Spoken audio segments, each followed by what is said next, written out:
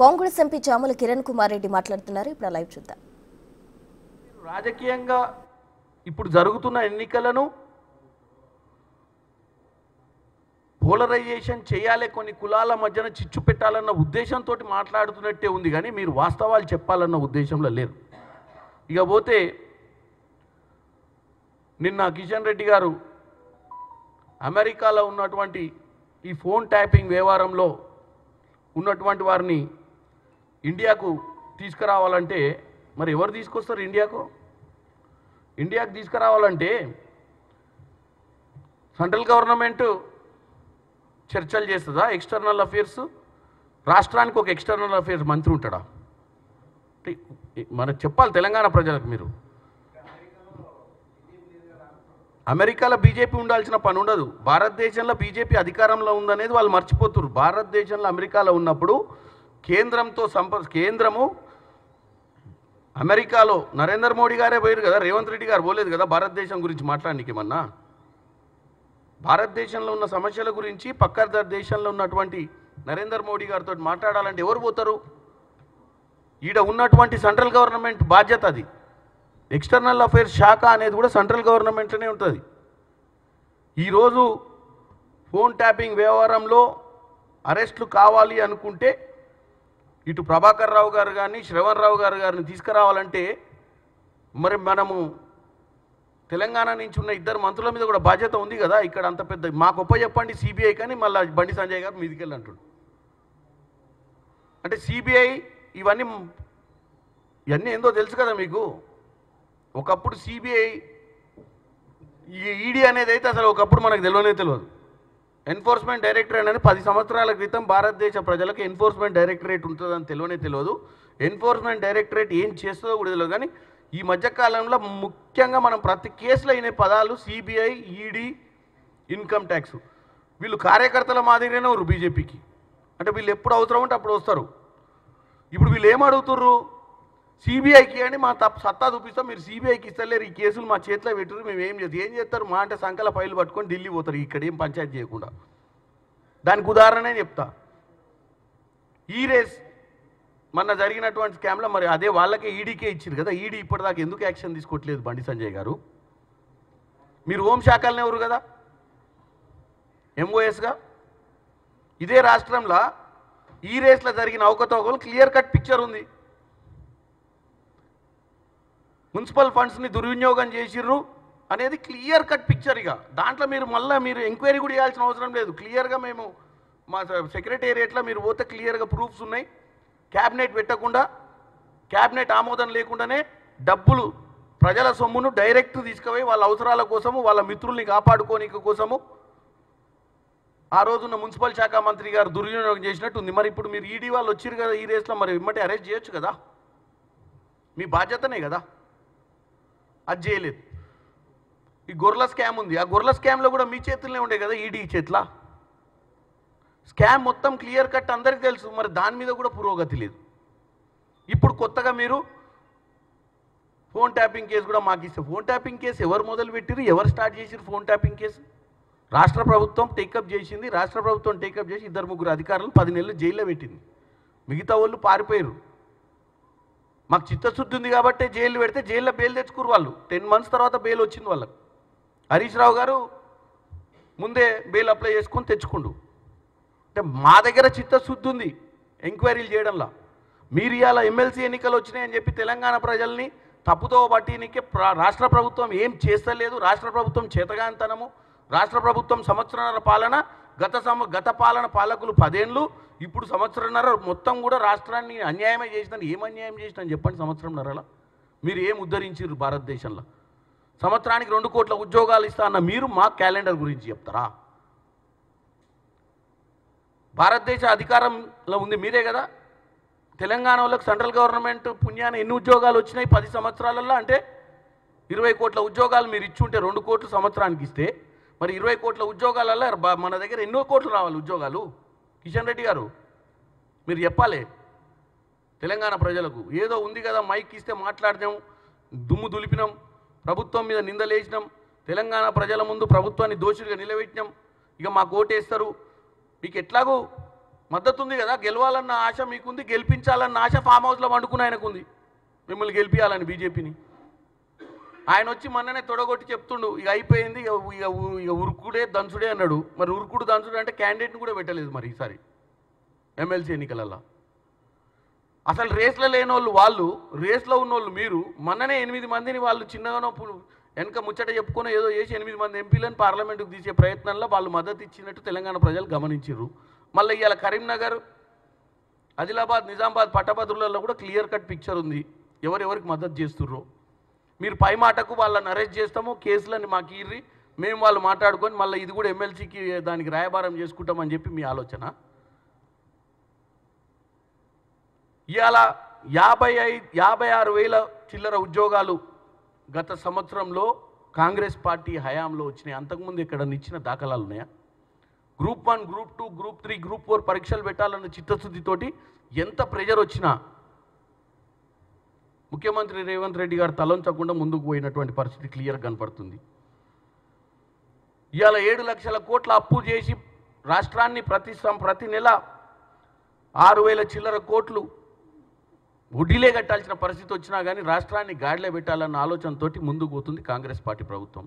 ఇవాళ ఒక్కటి కాలేదు అంటారు. నేను ఒకటి అడుగుతున్నా, 21,000 కోటి 24 లక్షల చిల్లర మంది రైతులకు రుణమాఫీ జరిగితే ఏం జరగలేదని చెప్పనీకే కొద్దిగా ఇంగిత జ్ఞానమన్న ఉండాలి కదా లీడర్లకు.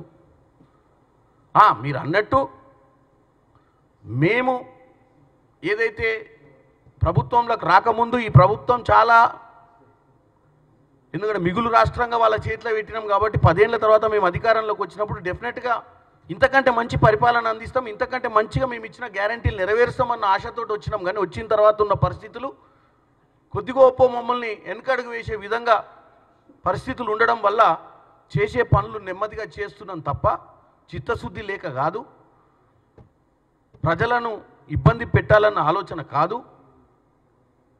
మేము ప్రభుత్వంలోకి వచ్చి ప్రజల్ని మర్చిపోయే ప్రయత్నం కానీ, ప్రజలు మమ్మల్ని గెలిపించిన విషయాన్ని గుర్తు లేక మేము పనులు చేస్తలేమనే విషయాన్ని ఏదైతే ఈరోజు బీజేపీ నాయకులు చెప్పాలనుకుంటుర్రో వాళ్ళ క్లియర్ కట్గా చెప్తున్నా. ఈరోజు ప్రతి విషయంలో కూడా కాంగ్రెస్ పార్టీ ఇటు ఉద్యోగాలు ఇచ్చే విషయంలోనైనా, ఇటు రైతుల విషయంలోనైనా, ఇటు రాష్ట్రానికి ఈరోజు ఈ మధ్య కాలంలోనే దావోస్ లాంటి వరల్డ్ ఎకనామిక్ ఫోరంలోకి వెళ్ళినటువంటి పరిస్థితి ఉన్నా కూడా అక్కడికి వెళ్ళినా కానీ మన రాష్ట్రం గురించి మనం ఏం బాగు చేసుకోవాలన్న ఆలోచనతోటే ముందుకు పోతున్నాం.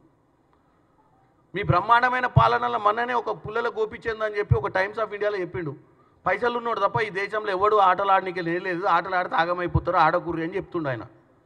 పుల్లల గోపిచంద్ అంటే మనం ఇంతకుముందు అర్జున్ అవార్డు, ద్రోణాచార్య అవార్డు, పద్మభూషణ్ ఇచ్చినటువంటి వ్యక్తి ఇవాళ భారతదేశంలో స్పోర్ట్స్కి మనకు ఉన్నటువంటి, అంటే మీరు చెప్తున్నారు కదా బ్రహ్మాండమైన పాలన అందిస్తున్నాం సెంట్రల్లో ఉండి మా నరేంద్ర మోడీ ఇక్కడ ఏం కాదు. ఇవాళ రేవంత్ రెడ్డి గారు ఒక స్పోర్ట్స్ యూనివర్సిటీ పెట్టాలని సౌత్ కొరియాలో సియోల్తో ఒక యూనివర్సిటీ తోటి అగ్రిమెంట్ చేయించుకొని ఇక్కడ ఉన్న టాలెంట్ని ఎత్తుకాలని చెప్పి ఇవాళ రేవంత్ రెడ్డి గారు ముఖ్యంగా మీరు చూసినట్టయితే చాలామంది క్రీడాకారులను ప్రోత్సహించే ప్రయత్నం చేస్తున్నారు.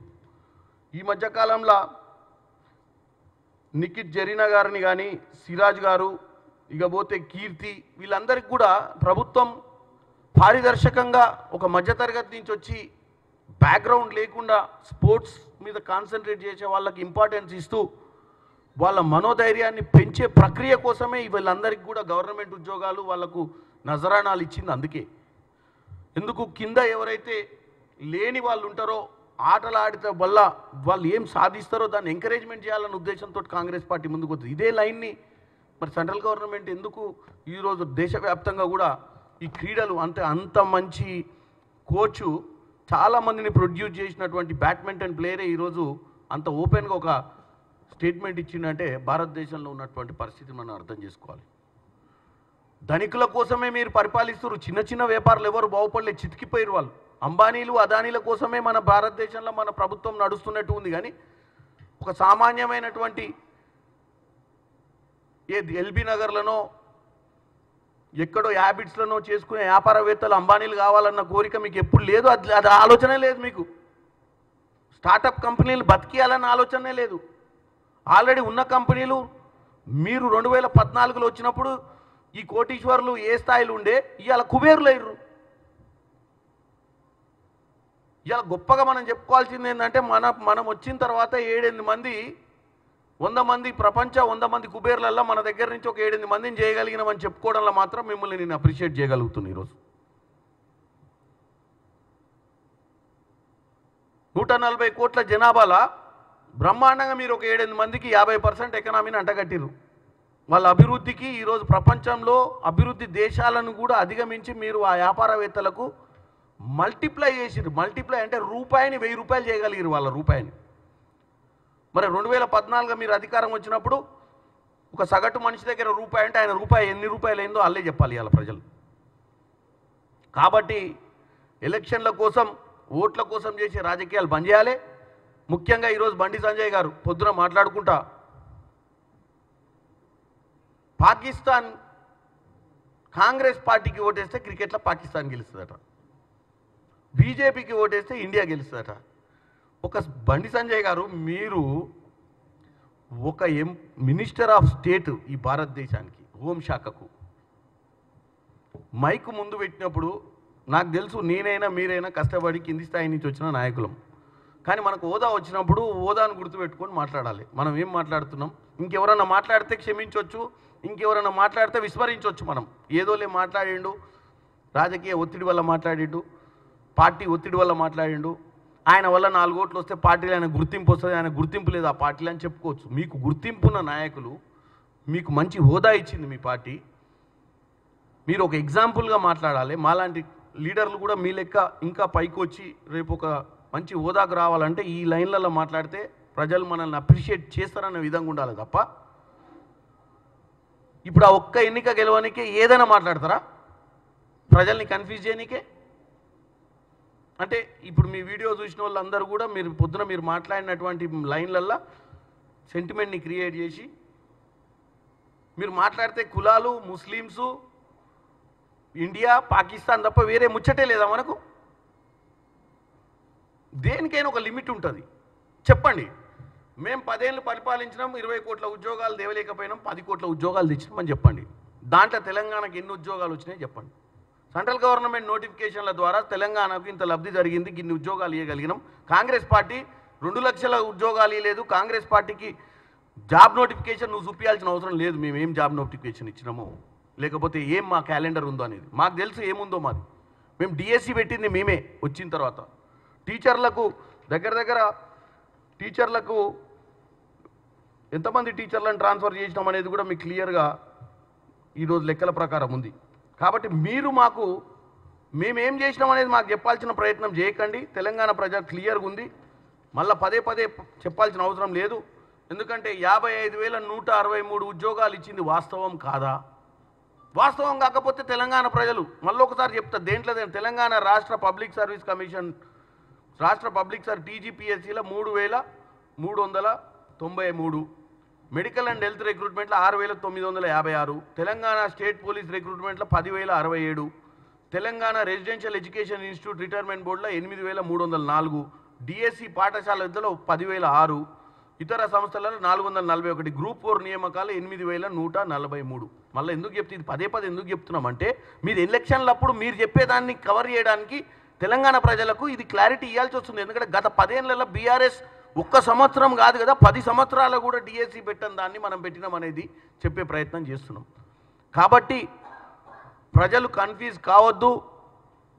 వీళ్ళు మాట్లాడే దాంట్లో చిత్తశుద్ధి లేదు. మీరు నమ్మి అధికారంలోకి వచ్చిన కాంగ్రెస్ పార్టీ గత సంవత్సరంన్నరలో నుంచి ఒక్కరోజు కూడా 10 రోజులు కూడా సెలవు తీసుకోలేదు. 10 రోజులు కూడా సెక్రటేరియట్ భవనానికి దూరంగా లేరు మా నాయకులు, మంత్రులు. ప్రగతి భవన్ ఉంది, సెక్రటేరియట్ నడుస్తుంది. గతంలో మాదిరిగా ఫామ్ హౌస్ పాలన నడుస్తలేదు. కాబట్టి మీరు కాంగ్రెస్ పార్టీని నమ్మాలే. నిజంగానే మేము ఈ 5 ఏళ్లలో మీరు ఇచ్చినటువంటి మాటలు కానీ మీరు మా 5 ఏళ్ళు 2014 నుంచి 2024 దాకా ఉన్నటువంటి 23 దాకా ఉన్నటువంటి బీఆర్ఎస్ ప్రభుత్వాన్ని 2023 నుంచి 2028 వరకు ఉండే కాంగ్రెస్ ప్రభుత్వాన్ని ఈ నాయకులు చెప్తే నమ్మొద్దు. మీరు పోల్చుకోండి. మీకు పోల్చుకోవాలంటే మీకు సరైన మెటీరియల్, మీకు సరైనటువంటి రీసెర్చ్ చేయించుకునేటువంటి వ్యవస్థలు ఎన్నో ఉన్నాయి. జర్నలిస్టులు సోదరులు ఉన్నారు. రాష్ట్రంలో చాలామంది విద్యావంతులు ఉన్నారు. వాళ్ళందరూ కూడా ఈరోజు ఈ ప్రభుత్వాన్ని ఆ ప్రభుత్వాన్ని కంపేర్ చేయాల్సిన అవసరం ఉంది. విశ్లేషకులు కూడా ఈ విషయాన్ని తెలంగాణ ప్రజలకు తెలియాల్సిన విషయం ఉందని తెలియజేస్తున్నాను.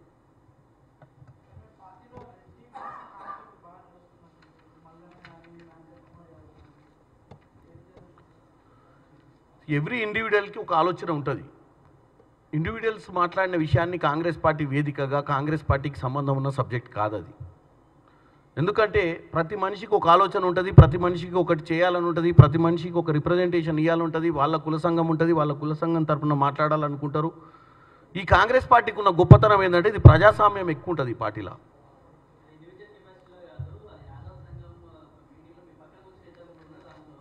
అందుకే అంటున్నా కదా, మాది బీజేపీలో కానీ